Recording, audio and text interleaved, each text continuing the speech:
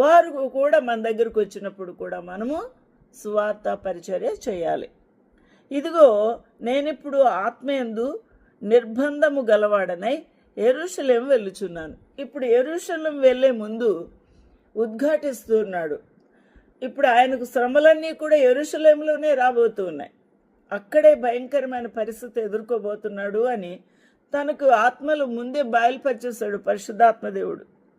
అందువలన అక్కడ నాకు ఏమి సంభవించినో తెలియదు, ఇంకా సంథింగ్ ఏ విధమైన పరిస్థితులు వస్తాయో తెలియదు, కానీ శ్రమలు ఎదుర్కోబోతున్నాను, పరీక్షలు ఎదుర్కోబోతున్నాను అని చెప్తున్నాడు.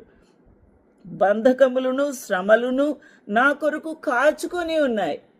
ఎందువల్ల బంధకాలు వస్తున్నాయి, ఎందువల్ల శ్రమలు వస్తున్నాయి? కొంతమంది సేవకులకు, విశ్వాసులకు, మరి భక్తులకు ఎందుకు వస్తున్నాయంటే వారు మౌనంగా ఉండరు కాబట్టి. వారు దేవుని యొక్క సువార్తను ఖచ్చితంగా, దేవుని యొక్క వాక్యము లేఖనాల ప్రకారంగా వారు తెలియచేస్తారు కాబట్టి, బోధిస్తారు కాబట్టి, ధైర్యంగా వారు దేవుని కొరకు నిలబడతారు కాబట్టి వారు ఉన్నది ఉన్నట్టుగా దాచుకోకుండా, ఈ మాట చాలా చాలా ఇంపార్టెంట్, బహిరంగముగా ఏది ప్రయోజనమైనదో అది దాచుకోకూడదు మనము. మీకు నేను అనేక సార్లు మరి డాక్టర్ స్వప్న ఆన్లైన్ మినిస్ట్రీస్లో జీవజల ఊటలు అనే ఛానల్ రన్ అవుతుంది. నేను జీవజల ఊటలు అని ఒక్కటే పెట్టేస్తే బాగానే ఉండును. ఎందుకు చర్చి పేరున పెట్టలేదు అని అంటే, నాకు ముందుగానే ఫోర్కాస్ట్ లాగా వచ్చింది. నాకు చర్చి పేరు పెడితే చర్చి పేరున ఏదైనా శ్రమ రావచ్చు కదా, అప్పుడు చర్చి వాళ్ళందరికీ శ్రమలు వస్తాయి. ఇప్పుడు డాక్టర్ స్వప్న ఆన్లైన్ మినిస్ట్రీస్ అంటే నా ఒక్కదానికే వస్తాయి, పోత నేను అని జీవజల ఊటల కొరకు నేను డాక్టర్ స్వప్న ఆన్లైన్ మినిస్ట్రీస్ అన్నాను.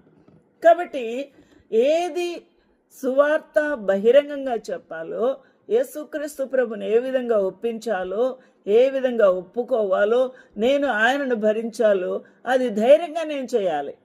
చేసినప్పుడు నా శ్రమలు రావచ్చు, నన్ను ఎవరు అప్రిషియేట్ చేయకపోవచ్చు, మీరెవరు చూడరు, నాకు తెలుసు. మీరు చూడపోయినా పర్వాలేదు, ఎవరు చూడపోయినా పర్లేదు, నేను చేయవలసిన పని నేను చేస్తున్నానా లేదా, అంతే.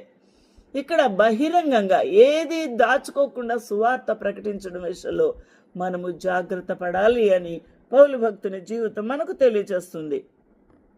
యెరూషలేము ఏంటది? Head quarter of Israel. అక్కడ యూదులు, తర్వాత ప్రధాన యాజకులు, చాలా గొప్ప పౌరసత్వం కలిగిన గొప్ప వారు అందరూ కూడా అక్కడ మత ఛాందస్వాదులందరూ